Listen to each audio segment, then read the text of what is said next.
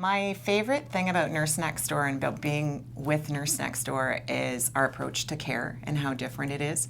When we do an assessment and when we're talking to a senior in their home, my favorite part is after we get past the healthcare questions and we find out what's bothering them, we take a pause and then we ask questions like we say, so now tell me, what did you used to do 5 or 10 years ago or a couple of years ago before you were, in the position that you're in now? What was your favorite thing to do?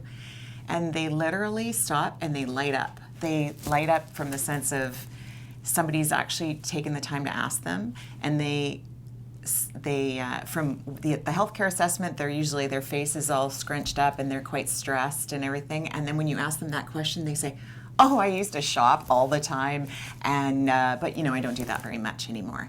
And that is the secret that we want to get at for our clients. We want to bring them back to that because that's what we're about. So when we say it's about caring, not just about healthcare, we really mean it. It's not just a tagline on the wall. One of the reasons why I love being in this business is the stories that we come across with our clients and how we approach their care. And one of my favorite stories is about a lady who had been active all her life, and at 63 she was diagnosed with terminal liver cancer.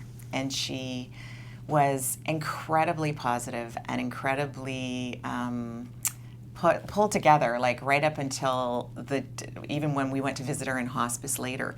But what happened was our caregiver Dina found out that she and her husband used to enjoy date nights. When they first were married, they'd go out on these date nights. And so Dina took it upon herself to organize with our client the setting up of a date night without the husband knowing.